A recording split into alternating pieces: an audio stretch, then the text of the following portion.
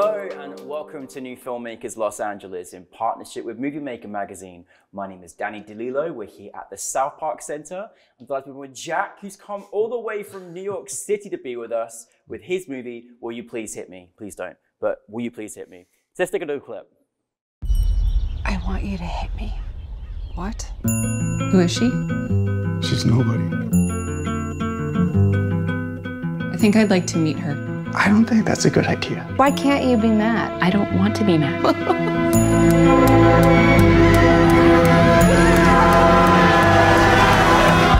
I think you should hit me. What?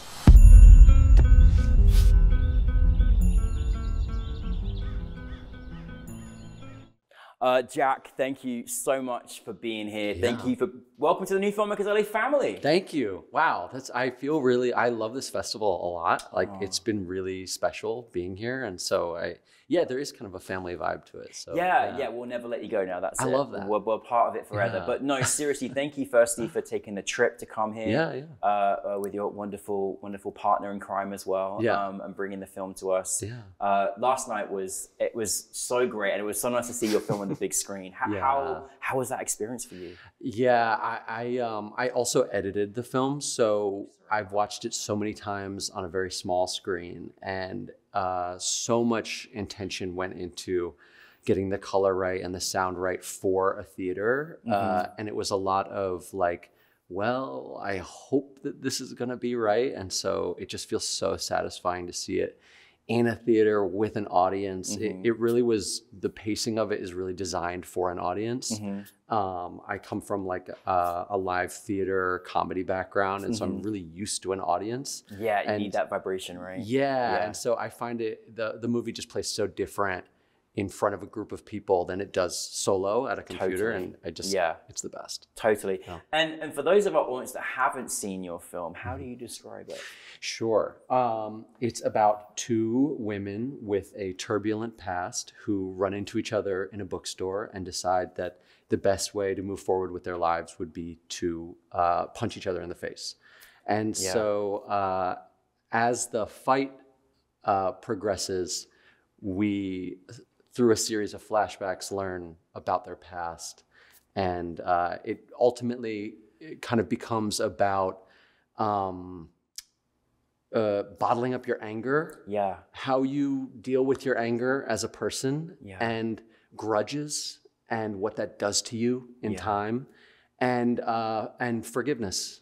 So, it's amazing, really, because it's such a brilliant idea. Like, I've never seen this film, obviously, this play out, and you think to yourself, of all the grudges of all the people all around the world, they need to watch your film just to like get over it. But basically, I love the journey of the film, and as you go through the film, you find out more and more information about their dynamic and their relationship and the history of their relationship. Where did this inspiration come from in making this project? My wife and I, during the pandemic, went back to acting school.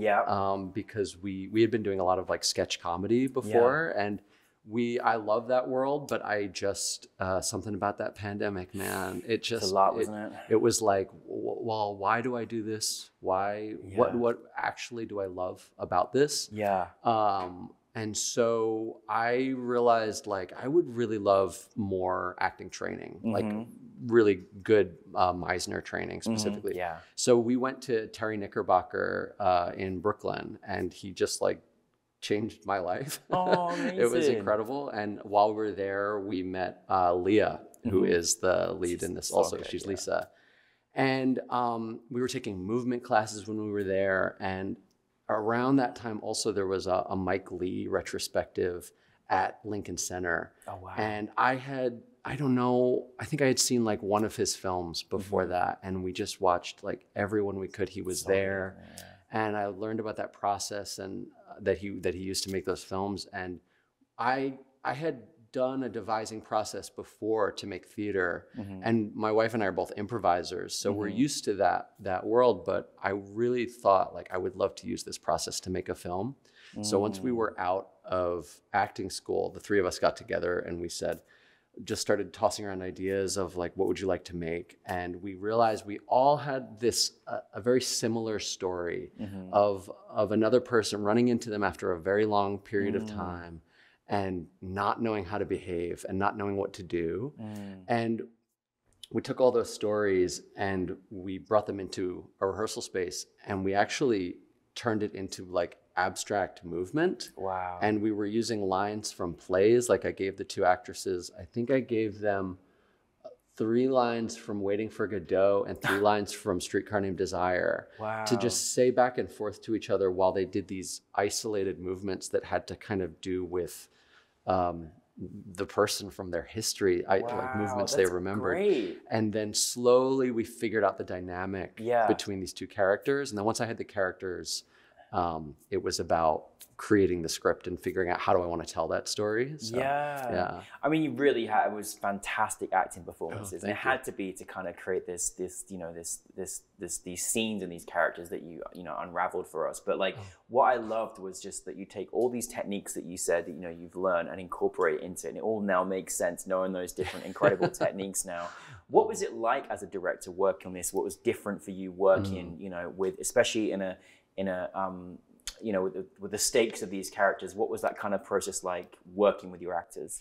I feel like, so because we devised so much in the rehearsal room before we had a script, a lot of the writing process was about like listening to these characters rather than figuring out like, how do I get them to this or that place? It was really about figuring out like, why are you two, like, why doesn't Tanya just say, I'm sorry? And be over the whole thing. But there's a reason she can't. And so figuring out in the behavior, like what's going on? X is doing this to Y is doing this to X. And figuring out that was the first step. And then I went to being a writer and figuring all that out. I think that on set, a lot, I was wearing so many hats. I was the DP. I was the everything. I had someone help me with lighting. I felt really insecure about lighting, and so I reached out to somebody about that. I had someone running sound. We had a really small crew, but they were like, we said we found these genuine sweeties, is what we called them. They were we just found these people that were like, God, how did we find you? And they gravitated towards you. It was magic.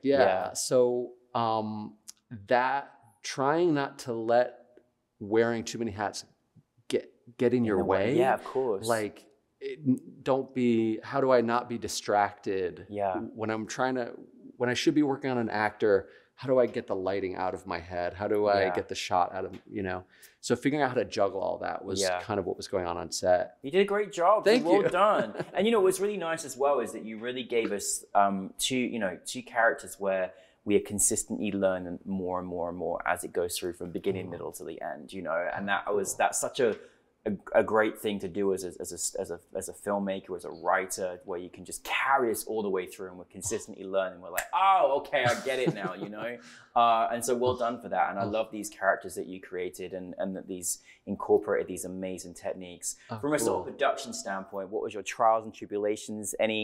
Any things? You had some great sweeties on set. Like, what was the experience like from a production standpoint? Well, I feel like the biggest like was the train accident sequence, because I really didn't know how to do it. But that was scary. Yeah. I was like, what is? I was like, no.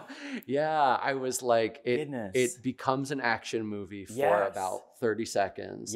And I had never shot anything like that before, and in my head, I was like, oh, it's a Michael Bay movie. Like we have like a crane shot, and I storyboarded it so many times over and over, and I was like, I don't know how to do this. And I think a younger me would have been like, let's just go shoot it on train tracks. We'll know when a train is coming. But older me is like, that's dumb. Don't do that. Don't. And thank God you're still living. So. And so like, I feel like, for me, I'm really interested I feel like an actor's director. That's like really what excites me about it. So like, I want to be able, we can't do anything if actors don't feel safe. And so I feel like I really need to make an environment that feels like really super safe for actors in so many different ways. So what I ended up doing, and this was kind of like the thing that really saved us throughout the whole film, was really pushing in whenever we could, getting the camera closer to people. I figured out that whole scene kind of has to happen from inside the car. The camera has to be that close with everyone. And then, and there should just be a lot of darkness, and we'll rely on the sound design to really carry us. Oh yeah. And so it ended up, we shot it in a driveway with one light. Yeah. It's amazing. So good technique right there. Yeah. What was great about that, I mean, my adrenaline was pumping watching that scene. And I was like, oh my goodness, I don't like this, you know, and so you created that effect for us. So good. Definitely. And I felt like I was sitting in the car. It was a lot. I was like, this is a lot. So well done. You definitely earned your stripes there. But awesome. that was fantastic. What is next for you? Where are you taking us next? Yes. We are almost completely locked on a pilot called Just Lie with an exclamation point. I love it. And it is about, it is with the same two actresses. I'm really interested in like showing how that I can help actors transform. Yes. And they're unrecognizable in this. That's what Mike Lee used to use the same actors as well. That's right. Yes. That for me is like the spectacle of watching an actor push themselves to a new place is like the most exciting thing about film for me. Yeah. And so they play an actress and her manager, and they have a intensely codependent relationship. It feels kind of like Grey Gardens meets Heist. It's chaotic and funny and uncomfortable, and I'm ready for it. Can you bring it back to us? Like, please. That's fascinating. You bring the same actors. I love it. It's gonna be such a fascinating dynamic as well. So it's so nice. And I think as an actor being, as an actor being pushed, being able to push your boundaries of your ability or places where you never thought you would go. I mean, it's the dream as an actor. So I'm sure they really appreciate you creating these roles. It's so common, like as an actor, to be typecast, to be told like you look like this, so you can only do that.